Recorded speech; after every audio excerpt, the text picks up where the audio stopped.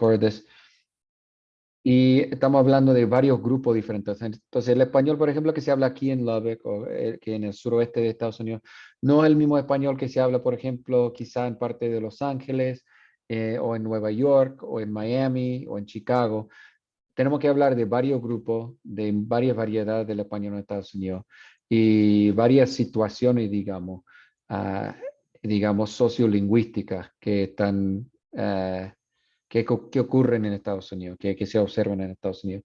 Y para ello yo quiero ver unos videos primero, um, que hablan de experiencias distintas. So not everyone has the same experience as a Spanish speaker in the United States. You can be from a different generation, primera, segunda, tercera, obviamente, cuarta, quinta, lo que sea.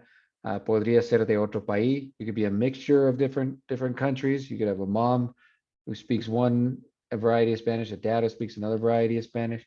Entonces vamos a hablar de eso. Vamos a ver unos videos que hablan de varias experiencias. This is from a series they did a while back on HBO called Habla Ya. And so this is the first one. We're going to see about 3.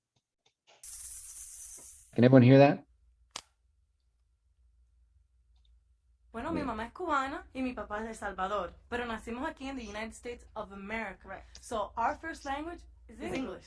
Entonces, cuando nosotros empezamos en el mercado del entretenimiento, on what is TV and radio, all of a sudden, our professor says, you have an accent.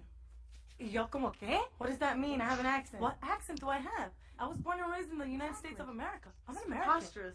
And they're like, well, you have a Spanish accent. You need to work on that. So then, cuando fuimos al mercado hispano, me dicen, ustedes tienen acento. ¿Qué? ¿Cómo puedo tener acento americano si yo sé el español? Cuando yo hablo el español, yo lo hablo como lo estamos hablando ahora. Estoy hablando ahora. I can't start acting como, hola, ¿qué tal? Yo me llamo Marisa González. I don't want to be like a robot, like, hola, ¿qué tal? Buenos días. That's not me. I can't be fake. It's frustrating because we're not Spanish enough for the Spanish market. We're not English enough for the English market. So where does that leave us? Are we in the Spanglish market? Does that exist? And I know that many Latinos go through that. What's up with the accent stuff? Can you leave us alone with that? Can we stop to that? That's us. We speak the way we speak. If you guys don't like it, well then tough. Can we do something about that? Please? Muy bien. Ok. Ahora vamos a hablar con... Let's see, where is the other one? Esto. Muy bien. Michelle. Howdy.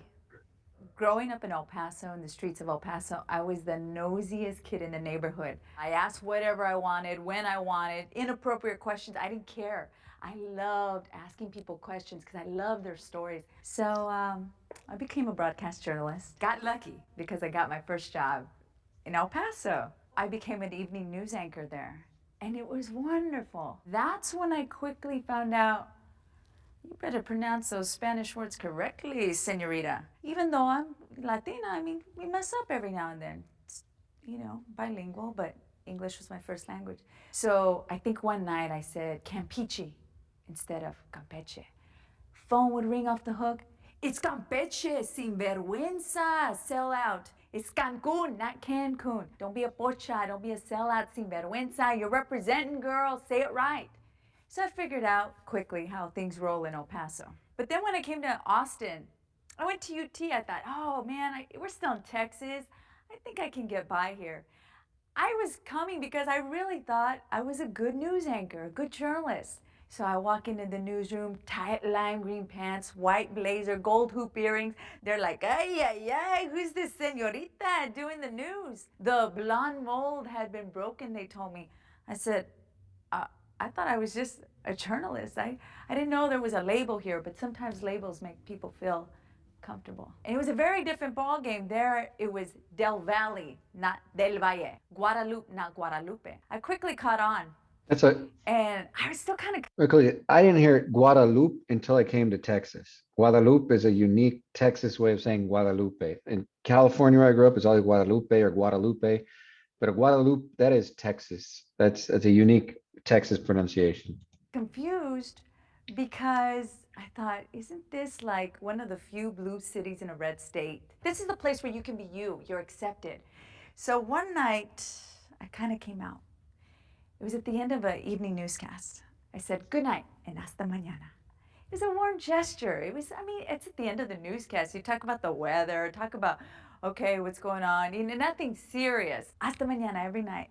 Before you know it, I'd be walking down the street. Michelle, hey, hasta mañana. I go, all right. The viewers are connecting. And people in the newsroom were like, hey, girl, bring it down a little bit. Don't you think, you know? Just bring it down. So why? It's hasta mañana. It's Austin. You can get away with that. And weeks later, all the hate mail came in. As long as we're part of the lower 48 states, I expect my news in English. Your news is in English, sir. My personality happens to be blended with two beautiful cultures. Go back to Mexico. Go back to Mexico? I said, fourth, fifth generation Texan. Probably, my family's probably been here longer than yours. I will not watch that girl, wouldn't even see my name, until she stopped saying those two words, hasta mañana. Of all the things going on in the world, of all the things going on in the city, those two words is really what lit people up. Why does it make people so angry? We're like 300 miles from the border. This is America. How come Arnold Schwarzenegger gets to say, hasta la vista, baby, and it's trademark, it's cool. But me, two words I can't say? The experience was unique for me, and I guess I learned a couple of things. Number one, I'm not Arnold. Number two, when you get hired to read the news, just read the news, please. Those two words, no one ever asked me, why do you say it? But if they really asked me, I would have told them, you know, Carol Burnett had her little tugging of the ear to say hello to her grandmother. Hasta mañana were the only two Spanish words my grandmother, who's Spanish speaking, ever spoke to me. Back then, you didn't speak Spanish to the kids. It was frowned upon to have an accent, to be misunderstood, to discrimination. You can only be you. And I am me. I'm Mexican-American. I grew up in Texas on the border. I say howdy when I see you. Hasta mañana when we depart. Hasta mañana. Muy bien. Y a ver. Oh, Carmen, she's very,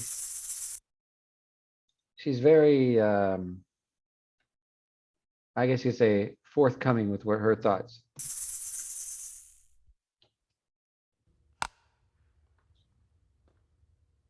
I love the way Latinos inspire magic. We can walk right through an American history textbook and poof, we disappear. It's like people don't even notice we were here at all.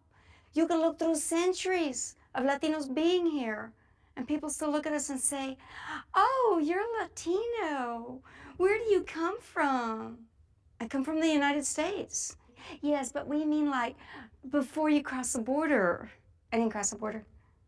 No, but like before your parents crossed the border. They didn't cross the border. Well, before your grandparents crossed the border. You know, we were Mexicans. We didn't cross the border crossed us. We were here. Mexican Americans have at least two different cultural backgrounds. The newcomers were the Spaniards that got here like in the 15th century. The other side of the family was here already. Oh, but that's impossible. The United States didn't even exist till 1776. And I say, exactly. And the part of my family that was here already, they were like walking all around on this ground before you guys said that Columbus discovered America. We were standing here, we're walking all around on top of this ground and we didn't even know it was here. We had to wait till somebody from Europe came and told us, it's here. Oh my goodness, thank you so much. I'm so glad you discovered us. We didn't know we were walking around on top of it and didn't even know America was right here below our noses. We didn't know it was here at all.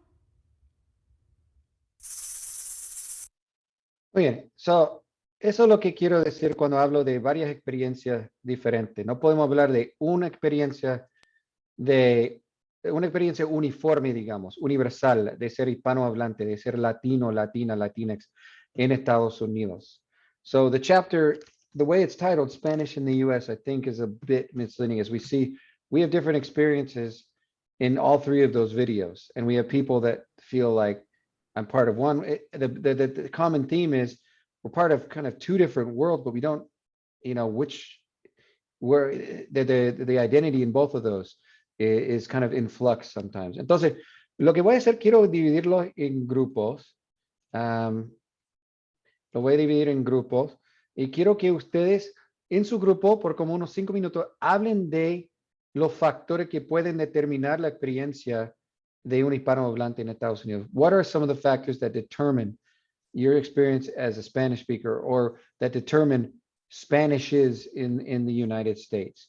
Why can't we just talk about, why is it misleading to say just Spanish in the US? Basically, that's what I want you to talk about. If you have your own personal experiences, great, talk about those. But why can't we just say Spanish in the US as one uniform term? Why do we have to divide it into different groups? Entonces, hablen por como 5 minutos en su grupo sobre eso. Adelante. Y voy obviamente de grupo en grupo para ver cómo les va la conversación. Adelante. ¿De qué hablaron ustedes? ¿Por qué no se puede hablar de un solo español en Estados Unidos? O sea, o cuáles son algunos factores que determinan o pueden influir en la experiencia de un hispanohablante en Estados Unidos, a que sea diferente a la experiencia de otra persona. A ver, fui a varios grupos, sé que hablaron, entonces tengo mi lista de víctimas si no hay voluntarios.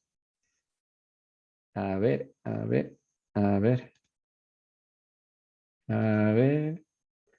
Bueller. Hablamos Adelante. de cómo hay diferentes grupos de inmigrantes, como hay una población muy grande de dominicanos en Nueva York y luego hay una población muy grande de cubanos en Miami. Entonces, y esos diferentes grupos hablan diferente el español. Entonces, no nomás se puede generalizar que es todo un español americano porque son muy diferentes. Exacto. Hablé en un grupo, creo que en 2 grupos, hablé de la experiencia de mi esposa cuando llegamos a Indiana. Hablamos con una amiga de la familia que se sorprendió cuando le dijimos de que el español que se habla en Chile no es el español que se habla en México, son dos variedades del español distintas y diferentes. Ella creía que el español mexicano era el español de todo el mundo. Entonces dijimos, no, hay mucha variedad del español, igual que el inglés. Aquí en Estados Unidos, por ejemplo, el inglés se habla de forma distinta en varias regiones. En Inglaterra también, Australia, Nueva Zelanda. Entonces, a veces la gente piensa, es un solo español, un solo dialecto, una sola variedad, cuando no es cierto. Si van a Miami, es interesante. Tuvimos unos amigos hondureños que viven en Miami y su papá, a pesar de ser hondureño, hablaba como cubano, porque la influencia cubana en Miami es muy fuerte. Entonces, muy bien. ¿Alguna otra cosa que mencionaron, que trataron? ¿Algún otro tema? That's a rhetorical question because I already know the answer. There was just looking for a voluntario o víctima. A ver, ¿hay alguien que quiera hablar? Well, my group, we were kind of talking about generational change or like differences, how like, you know, 4th generation here or like being the first one in your family to come here, like the influences of even losing the Spanish and then regaining it, it can really change the way we speak with others. Yeah, and so you get the segunda, la tercera, la cuarta generación. Hay factores sociales, por ejemplo, aquí te dicen que hables inglés solamente porque estamos en Estados Unidos, pero la familia que habla español te dice que te estás haciendo muy gringo o gringa y tienes que hablar español bien, algo así, o lo que hablas no es español, cuando sí es español, no es el español al cual quizá ellos están acostumbrados, pero sigue siendo español. Y luego tenemos un fenómeno que se llama hablante de herencia, heritage speakers. De hecho, CMLL, Texas Tech, tiene un programa para heritage speakers. Heritage speakers are those speakers that kind of grew up, maybe you spoke it when you were a young kid, and like Ashira said, maybe like lost it, or just didn't speak it that much, but you can still kind of really understand it, but you don't speak it as you want, and you kind of like maybe recover it later on in life, you know, through classes or more formal learning. There's a whole group called heritage speakers that exists, especialmente en áreas donde hay influencia hispanohablante de varias generaciones. Por ejemplo, en el suroeste, en Los Ángeles, por ejemplo, de donde vengo yo, hay muchos hablantes de herencia. En Arizona, Nuevo México, aquí en Texas también hay hablantes de herencia. So you have these social factors from both sides, and not just one side telling them English only. It's the other side saying, you know, using terminology like pocho, pocha. Pocho, pocha could be interpreted as like, you know, sell out, or you kind of speak, you know, por decirlo así, you kind of speak white, if you will. That's kind of how that word is interpreted, or you speak all kind of jumbled and all that. Entonces, varios factores sociales. Y luego hay otros padres que no quieren que sus hijos hablen español. Porque como la señora en el segundo video, Michelle dijo que cuando era niña no se le hablaba, aunque vivía en El Paso, no se hablaba a los niños en español porque era algo estigmatizado que los niños tuvieran acento o que se le hablara a los niños en español. Y como consecuencia, esos niños no aprendieron el español tanto como ahora les hubiera gustado. Entonces, es otro factor. Entonces, hablamos de los varios grupos también que estamos aquí, que están aquí. Tenemos por ejemplo, los 4 grupos más grandes, obviamente mexicanos, puertorriqueños, salvadoreños y cubanos. Y obviamente son 4 variedades del español muy distintas, son situaciones sociales y políticas muy distintas, y son comunidades muy distintas también.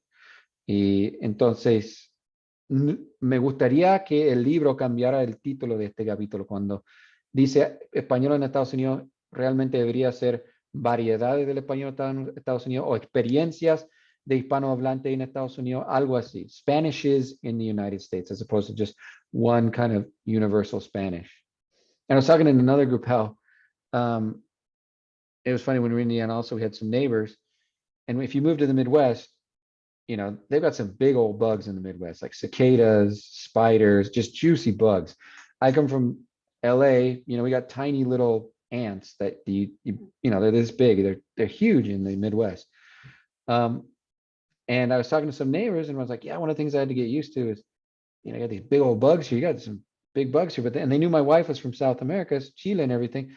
And their thing, we laughed it off, but their thing was like, well, yeah, but that's nothing for your wife. I'm like, oh, it's like she's swinging around on a vine in the Amazons, you know, fending off monster spiders with a stick or something like that.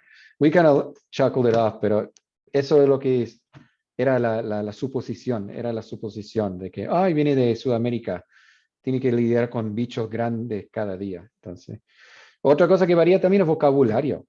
En mi otra clase de traducción, cuando hace cosas así, como yo he trabajado como intérprete médico, tiene que saber muchas veces de dónde viene la persona, porque puede tener un vocabulario diferente y la palabra que usa un país no es la palabra que usa otro país. Por ejemplo, en mucha parte de México, no en todo México, pero en mucha parte de México se usa la palabra angina para referirse a los tonsils. And that word no se usa en casi todo el resto del mundo hispanohablante. Se dice amígdalas. Y se dice amígdalas en México también, pero en México también se usa angina. If you use angina con otro hispanohablante, quizá en un contexto médico no entiendan a lo que te refieres.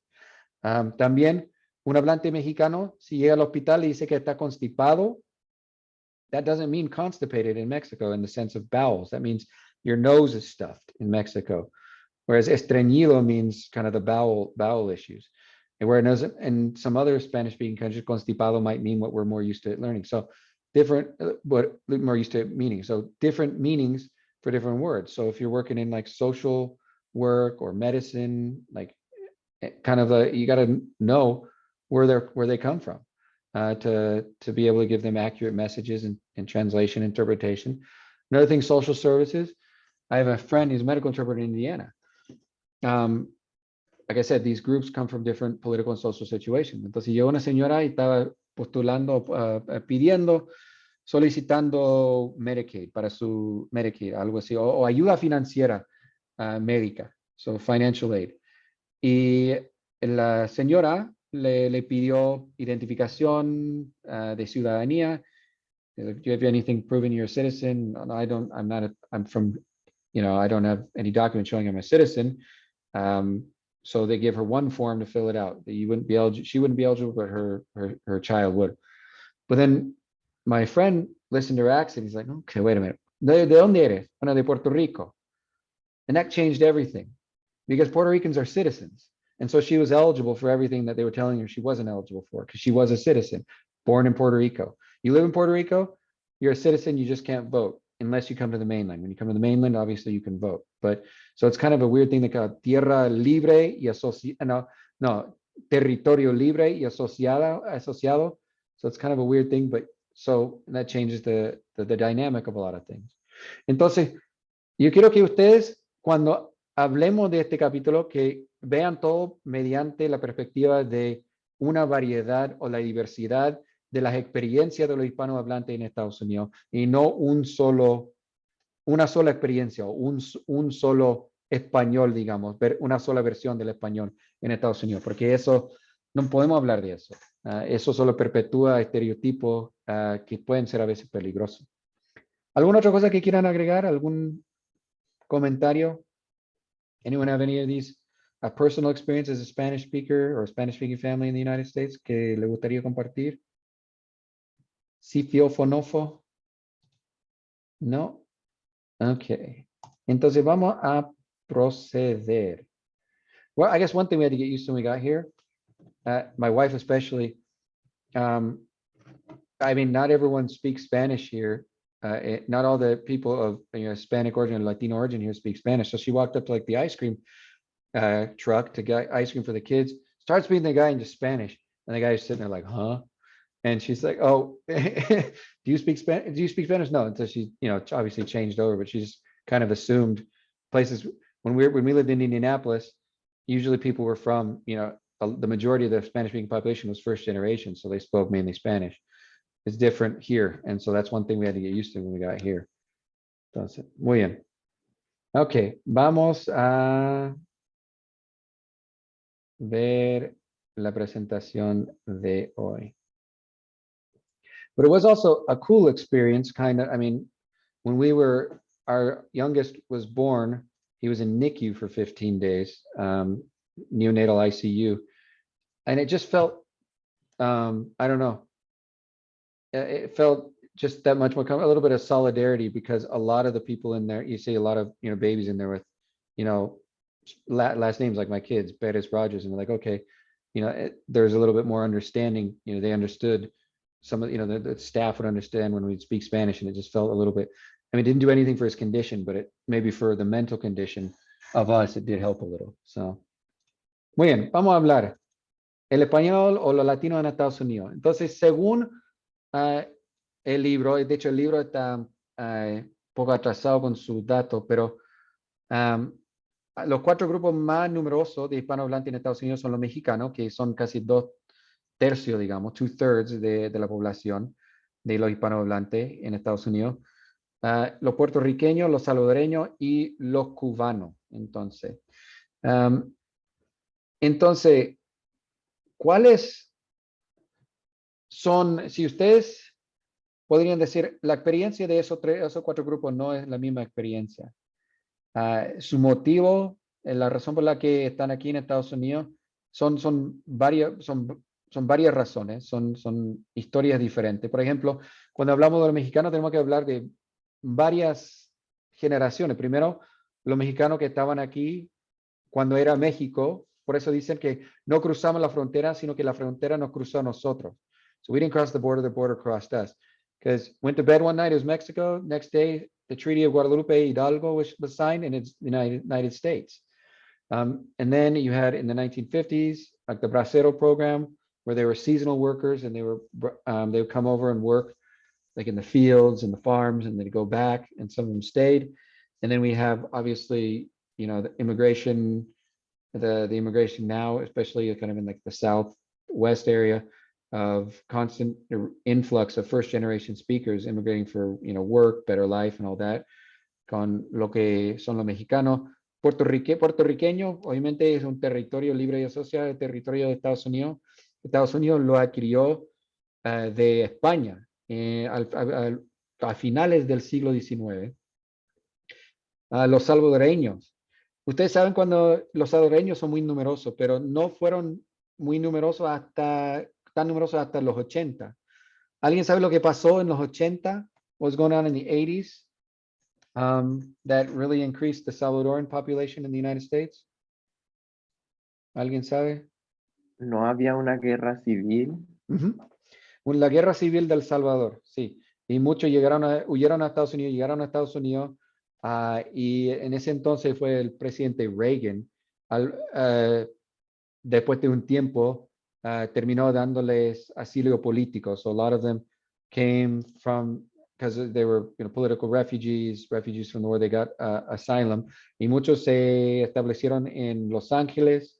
Hay poblaciones elevadas del salvadoreños también, por ejemplo, en Washington, D.C., pero en los 80 llegaron muchos. Y siguen inmigrando. Y de hecho, últimamente desde el año 2015, 2014, tenemos otra, digamos, mini oleada de inmigrantes. So we have the refugees at the border as well. A lot of them are coming from El Salvador, Honduras, Guatemala, and those countries as well. And Cubanos. The Cuban population in the United States was only about 259,000 total up until 1959. Anyone want to remember what happened in 1959 that really started the Cuban immigration in the U.S.? Is that when Castro took over? Yeah, la revolución cubana. Entonces, y los cubanos han llegado en olas. So you have your first two waves that basically in 3 or 4 years, doubled the population of Cubans. It was like, in the US, it was like 256,000 in the first 3 or 4 years que llegaron a Miami.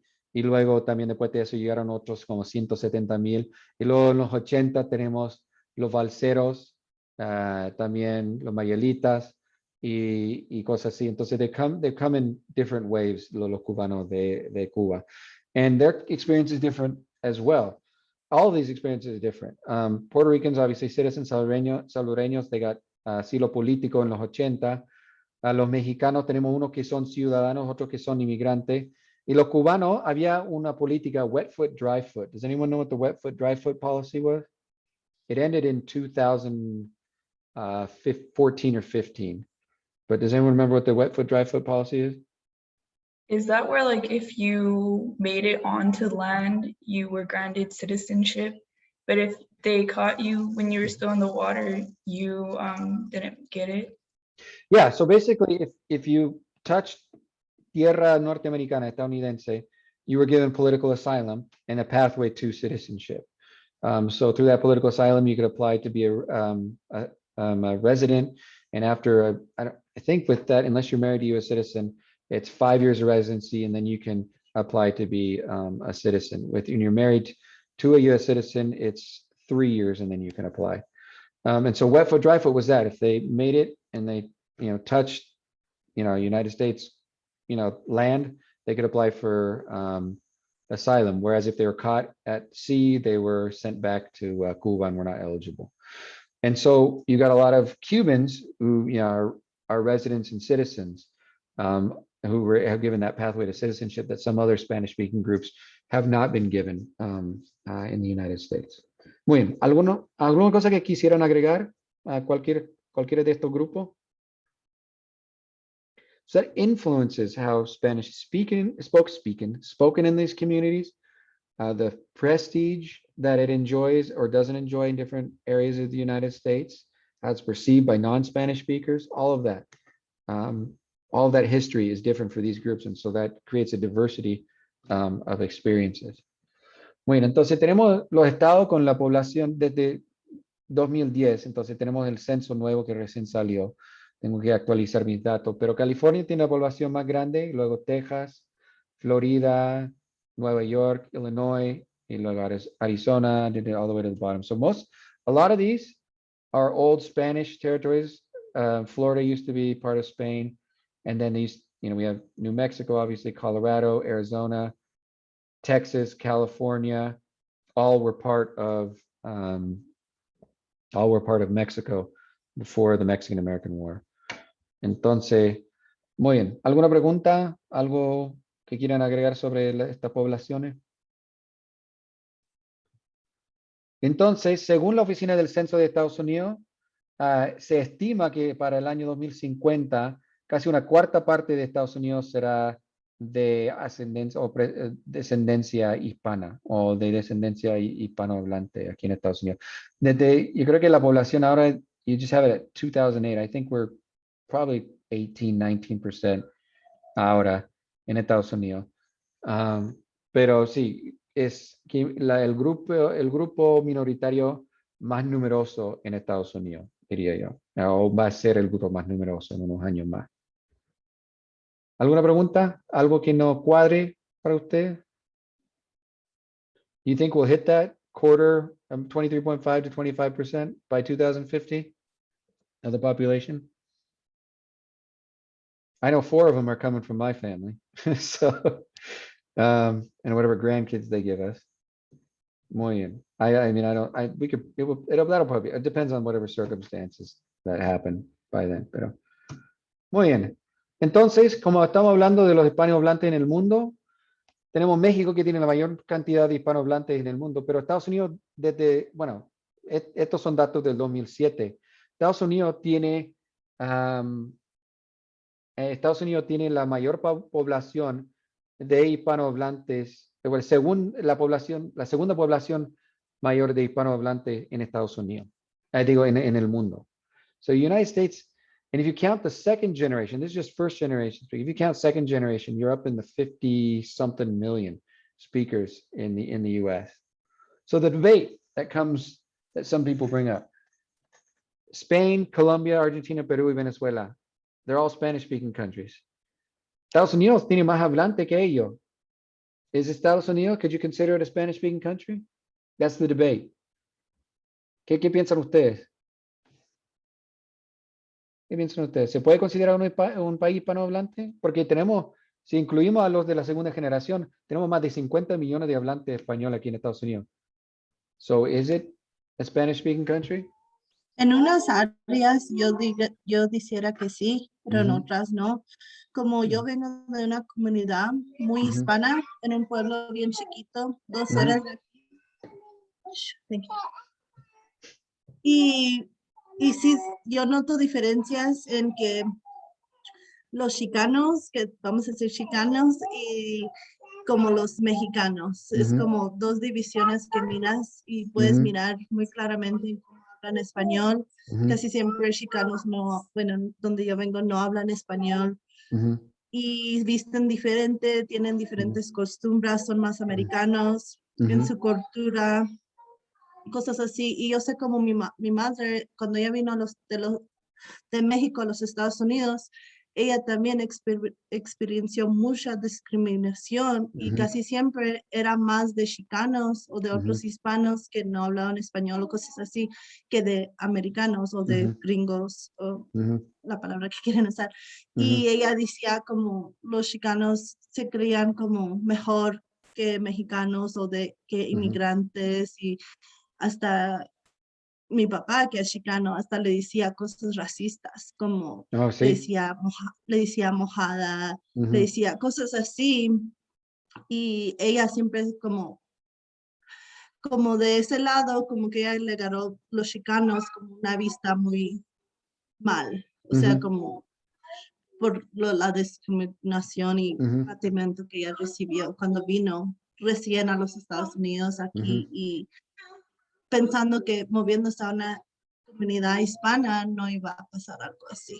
Entonces eso sí pasa. Entonces me gusta lo que dice, que puede ser un país hispanohablante en cierta comunidad, pero en otra comunidad quizás no. Hay otra comunidad que se resisten a eso. Muy bien. ¿Hay otro comentario? ¿Estados Unidos es un país hispanohablante o no? Spanish speaking country or not? Hot take from Professor Rogers, right? A ver qué piensan ustedes. O los voy a tener que dividir en grupos para que lo conversen. That's what I'll do. That'll get the conversation out. I'm going to put you in your groups. 3 minutes. Debate this. Is this United States, Spanish-speaking country or not? Adelante.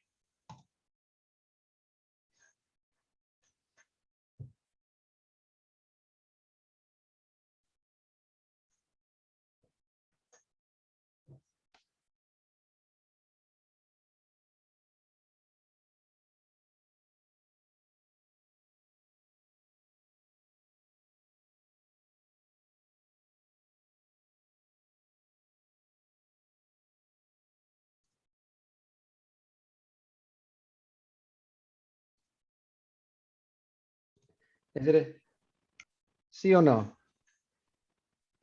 A ver. Our group kind of said that like it is, but it isn't, because like technically it's not officially a Spanish speaking country, but there are Spanish speakers. But then at the same time, like if you're from America and you speak Spanish, that you like still don't want to be necessarily called, like, how do you call someone who's born in the United States but speaks Spanish Hispanic? Like those girls from the first two videos, they wanted to be called like American. Or Cuban American, Guatemalan American, Mexican American, yeah. So like yes, no. Yes and no. It depends on the state too. We talked about how like a lot of the southern states have more Spanish speakers, and like the state has its own demographic. So, and I don't know how much importance it has, but like I know each state has their like official languages too. I don't think all the states have. Some states have declared official languages, not all the states have. I know in the US there's not an official language. So that's a big difference, because the official language in España, Colombia, Argentina, Peru, y Venezuela, that's Spanish. We don't have any declared official language nationally in the US. While there are states that have declared English as their official language, you don't have an official language, whereas in these other Spanish-speaking countries, it's officially Spanish. Muy bien. ¿Alguna otra cosa?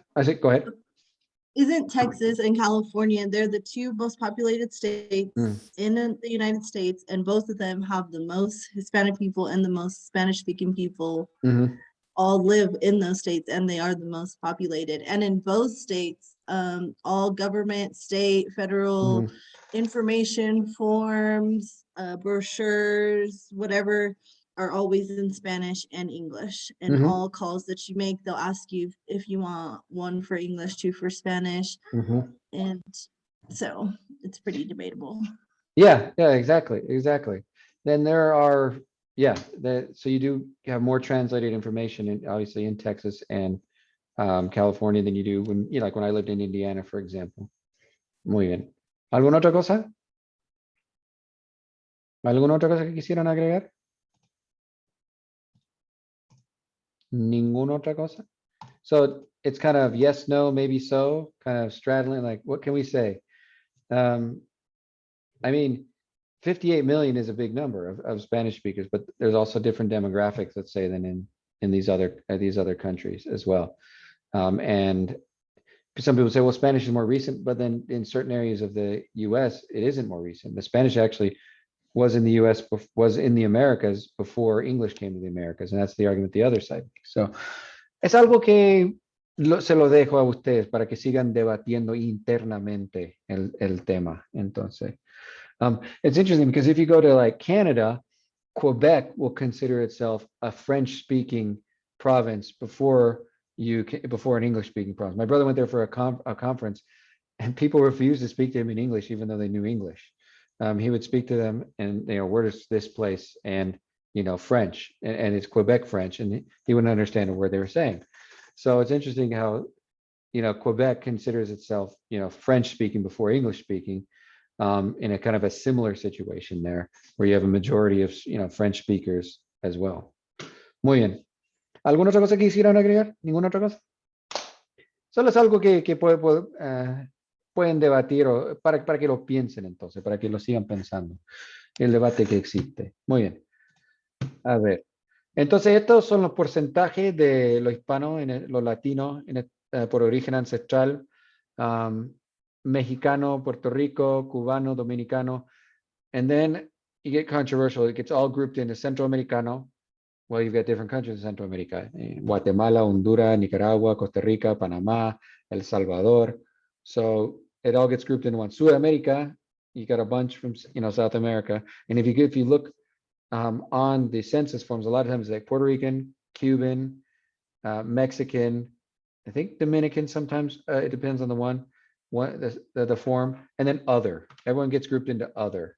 Entonces, y eso es, that's a punto de controversia también. Español y otro origen hispanohablante. This could be maybe the few Spanish speakers, maybe that, I don't know where 3 million otro are from. They just marked other. So I'm trying to figure out where these other Spanish speakers would be from if it's not from, because you have, I guess, Ladino speakers, which is Spanish from like Israel, but that's a small group. That's not 3 million of them. You get some Spanish speakers in the Philippines, not 3 million of them there. So I'm not sure where all these 3 million come from. Entonces, ¿alguna pregunta? ¿Algo que ven ahí que les llame la atención? Nada. Ok, vamos a seguir. Entonces, cuando hablamos de la presencia de España en los Estados Unidos y el contacto entre lenguas, tenemos que hablar de la influencia de ambas lenguas, no son tan solo de una lengua en las demás lenguas, en la otra lengua. Tenemos que hablar de el contacto de ambas lenguas. Entonces, por ejemplo, como vimos con la introducción del árabe en la península ibérica, cuando se da una situación de lengua en contacto hay intercambio de vocabulario, intercambio de gramática también en algunos casos. El español de los Estados Unidos ha tomado muchos préstamos del inglés y el inglés también ha incorporado muchos préstamos del español. Entonces, como última actividad, les voy a dar 5 minutos para que hagan una lista en su grupo de palabras de origen español que se usan actualmente en el inglés de Estados Unidos. So before we talk about the presence of English and the influence of English on Spanish, we're going to talk about the presence of Spanish in United States English. So make a list of words and see if you can classify them in categories like comida, nombre de lugares, lo que sea. So otra vez lo voy a poner en grupo, 3 minutos. Hagan una lista de alguna palabra de origen español que se usan actualmente en el inglés de Estados Unidos. Otra vez a los grupos. Adelante, 3 minutos.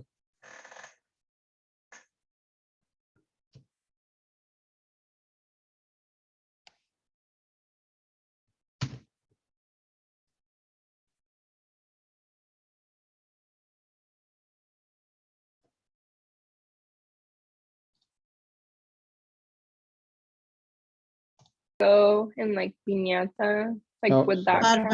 Barbacoa.